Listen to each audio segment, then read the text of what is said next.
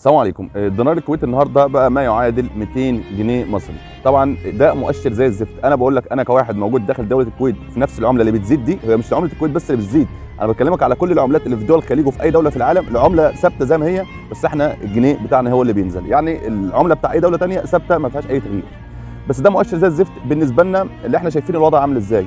حاليا انا بقول لك انا من 2018 كنت جاي الكويت جديد، كنت ببعت ال 1000 جنيه مصري ب 20 دينار كويتي. النهارده الناس بتنزلها كده على السوشيال ميديا عادي جدا ان ال 1000 جنيه مصري ب 5 دينار كويتي، وطبعا ده بيحصل في كل الدول والناس كلها شايفه الكلام ده عين عينك.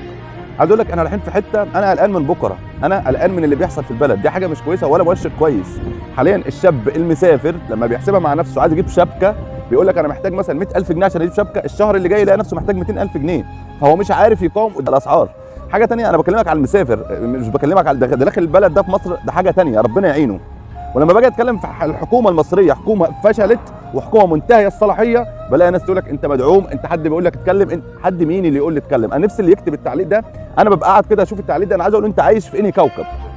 احنا ناس بنحب بلدنا ومش هنفضل طول عمرنا متغربين، هنفضل طول عمرنا بره بلدنا، احنا في يوم من الايام عايزين نرجع بلدنا وعايزين نعيش في بلدنا وعايزين نستقر. يعني الشخص دلوقتي اللي بيحاول يكمل كده مبلغ كويس ويقول لك عشان افتح مشروع، الشهر الجاي بيلاقي المبلغ ده بقى عايز ضعف عشان خاطر يفتح مشروع، فمش عارف يعيش. فانا لما بقول حكومه فشلت وحكومه منتهيه الصلاحيه، بلاقي بعض الناس دي تقول تعليقات حاجه مقرفه. انا لو حد هيدعمني ويقول لي قول الكلام ده هقف اتكلم واعمل فيديو بسماعه زي دي او بتليفون زي ده، ما انا هقعد في مكان كويس كده، واذا كان هو بيدعمني هيدعمني بجد. واصلا في الايام اللي احنا فيها دي ما حدش معاه فلوس يدعم حد، كل واحد بيشوف حياته بالعافيه.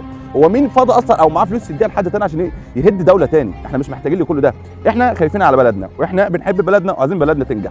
فالحكومه المصريه لو شايفه ان هي بتحب بلدها بجد تقدم استقالتها وتسيب البلد لحد تاني يعرف يدير البلد. انما الحكومه دي قسما بالله ودتنا في حته احنا ما كناش نتخيل في يوم من الايام ان احنا نوصل في المكان ده.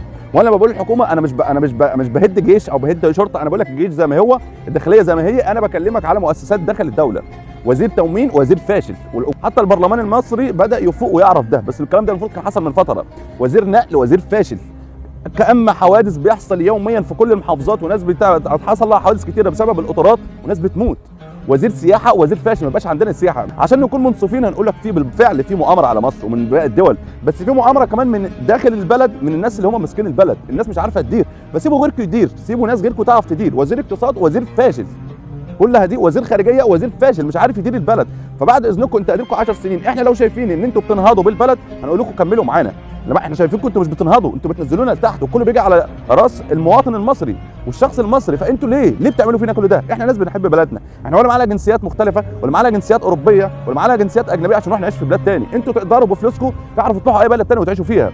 والاعلام المصري بيضلل الحكومه المصريه، ساعه ما الحكومه اللي مسكت الاعلام المصري بيضللها، كان احمد موسى ولا عمرو اديب او غيره كلهم بيضللوا في الحكومه، وكانوا بيضللوا في الحكومه اللي قبلها، وكانوا بيضللوا في ايام المرحوم حسني مبارك، فهم بعينهم ما بيتغيروش، مش هيقولوا لك الحقيقه معاك لحد ما تلبس في الحيط. طب احنا بنقول لك من دلوقتي انتوا كده رايحين في حته بعيد وهتلبسونا كلنا في الحيطه سد، مش هنعرف نطلع منها.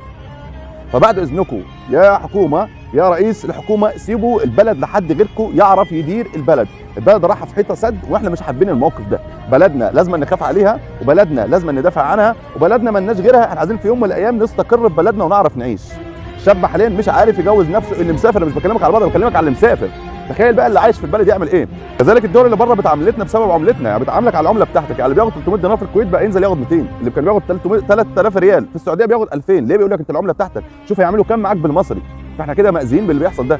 فبعد اذنكم سيبوا البلد لحد تاني يعرف ينهض بيها، وكتر الف خيركم لحد كده، وشكرا ومش عايزينكم معانا تاني. كل واحد يتحاسب على الفتره اللي هو مسك فيها، ونشوف هو ودى البلد في المكان ده ازاي. السلام عليكم، اشوفكم على خير، ربنا يحفظ بلدنا وربنا يجعلنا من احسن بلاد الدنيا، وربنا ينصرنا على من يعادينا ونكون احسن من كده. السلام عليكم، اشوفكم على خير.